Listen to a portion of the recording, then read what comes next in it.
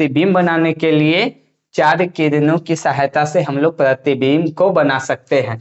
तो देखिए पहलका क्या है कि जब कोई किरण मुख्य अक्ष के समांतर हो तो वह दर्पण से परावर्तन के बाद मुख्य फोकस से होकर जाएगा। देखिए पहलका में क्या बोला कि देखिए हम ले लिए यहाँ पे अवतल दर्पण, ठीक है, तो अवतल दर्पण ले लिए हैं।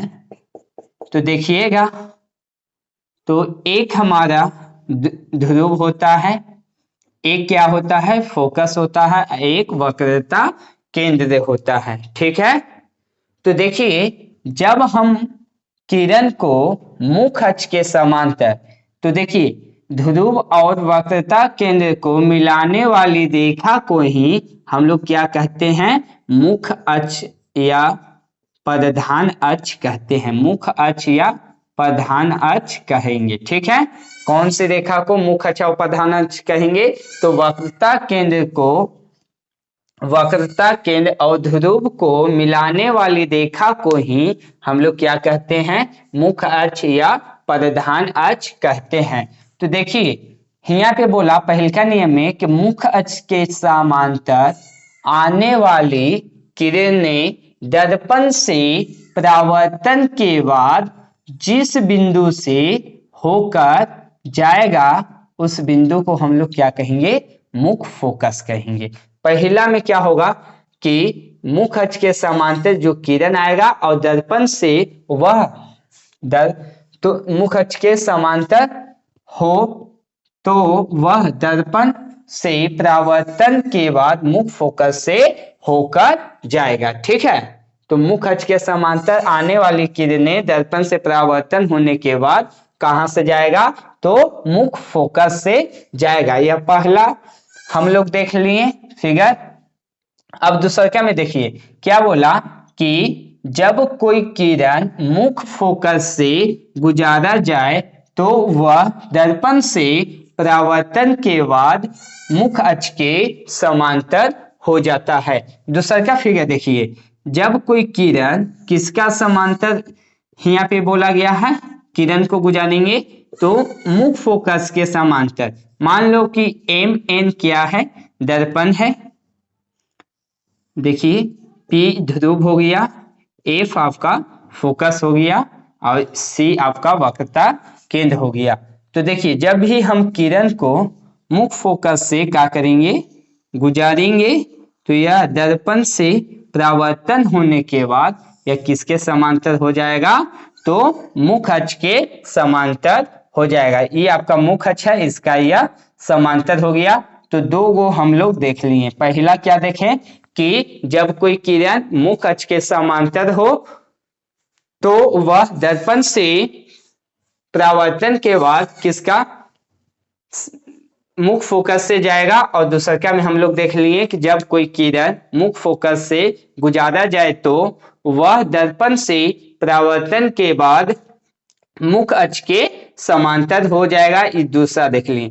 तीसरा में देखिए लिखा गया है कि जब कोई किरण वक्रता केंद्र से गुजारा जाए तो वह उसी पथ पर वापस लौट जाता है। देखिए तीसरा में क्या बोला कि जब कोई किरण को कहां से गुजारेंगे, वक्रता केंद्र से गुजारेंगे, ठीक है।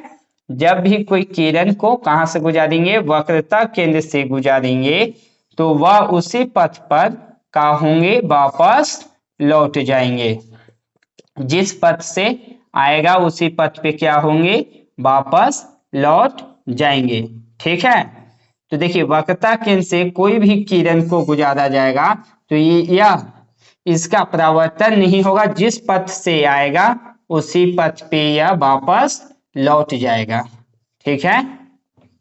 ये तीसरा बोला।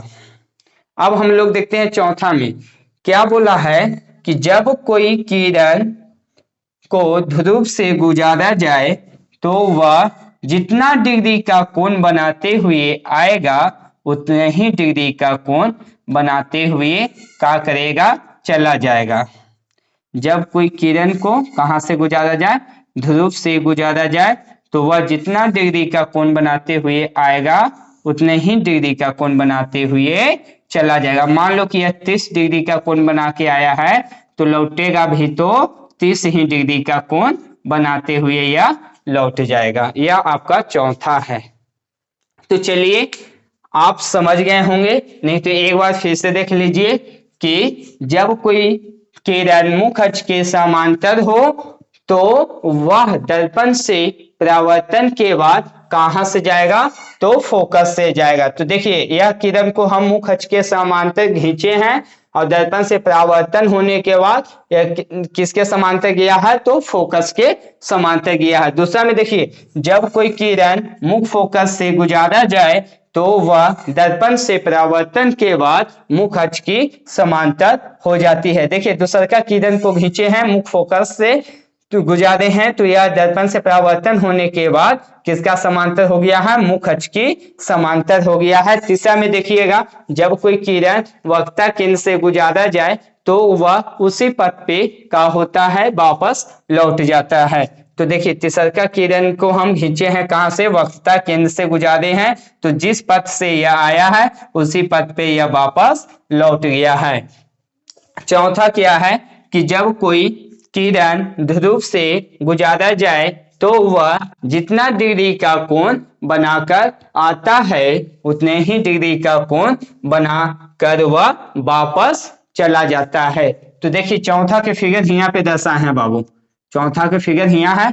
देखिए यह हमारा अवतल दर्पण है तो इसमें ध्रुव से किरण को गुजारे तो यह 30 डिग्री का कोण बनाते हुए आया है तो जाएगा भी तो 30 डिग्री का कोण बनाते हुए यह वापस चला जाएगा। तो आप इसका स्क्रीनशॉट ले लीजिए।